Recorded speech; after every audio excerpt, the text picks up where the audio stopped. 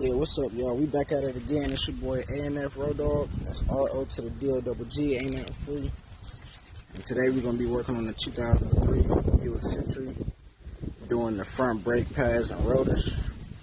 As you can see, I already got it jacked up on the jack stands. Always go over the safety precautions. Have your jack stands, make sure it's safely mounted so the car don't fall on you or nothing like that. So life is way worth more than a car. Alright, let's get into it.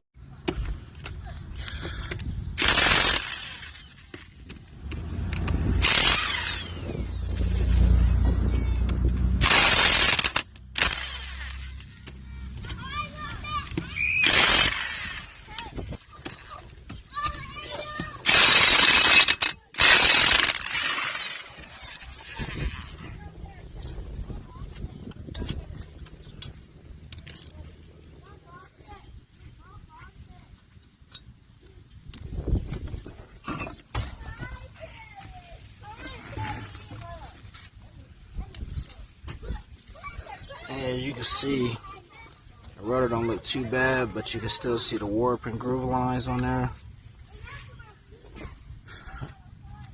Oh, and disclaimer, just in case I don't remember saying in the beginning of the video, but this is definitely for educational purposes only. Alright, so when you get the tire off, the caliper bolts is going to be a 15, as well as the mounting bolts. And then the caliper, once you get the caliper off, hang that up here, zip tie it if you can, and get those mounting bolts off, and now to get the bracket off to get to the rotor. This is what it should look like when you get the caliper off. And so you need a C-clamp or the special pushback tool to get that piston back. Alright, y'all, so once you get that caliper off, you want to use, this is the tool I got, or you can use a C-clamp. Push that caliper piston back. If this rubber is ripped at all, then you're going to need a new caliper. If this caliper is sticking and it's hard for you to push back, you're most likely going to need a new caliper.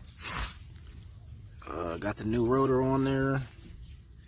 Got everything tight. Them is 15mm bolts. Get the hardware. I use brake cleaner, clean off the grease off the rotors. Then get the brakes.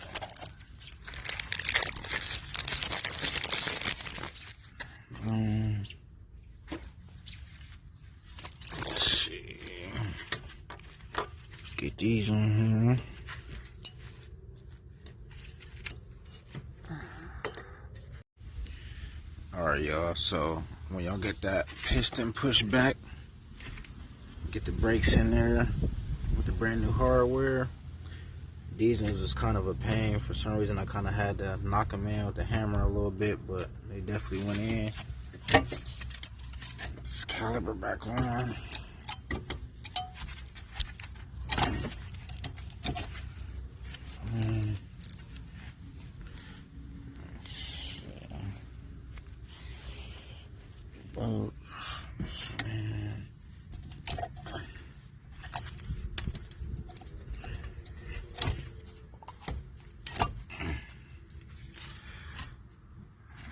Get that on right back. Okay, so once you get the caliper on, everything tightened down, that's what it should look like. That's what it should look like. On to the other side. Okay, y'all, so I'm on the passenger side. Go to the other side. Same thing. Use your tool. Push this caliper piston back. As far as the hardware, I got new brake, the brake clips for those. When it comes, you want to have grease to grease your slide pans, because those can stick. So if your caliper piston or these start sticking, which is controlling this side on the back side of the bracket, the piston right there is pressing on the inside.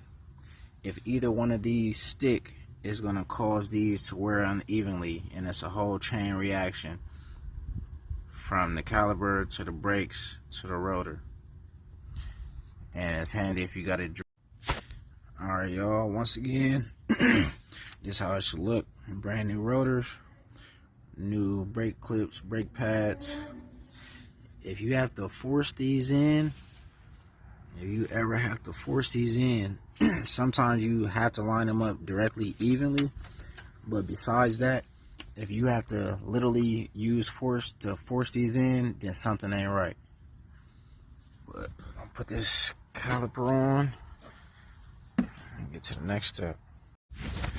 Okay, so once you got that done together, got the caliper on, everything tight, go ahead and put the tire back on.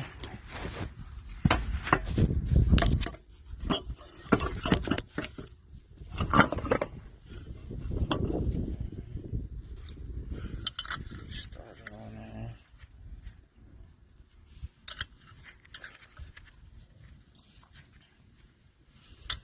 When you're taking these off and putting them on, the lug nuts always go diagonally in a star pattern,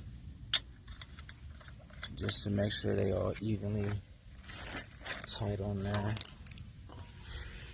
Switch this.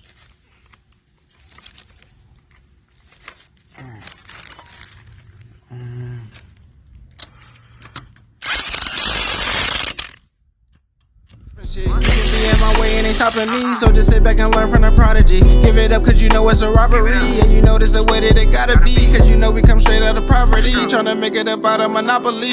I'm trying to run up a check.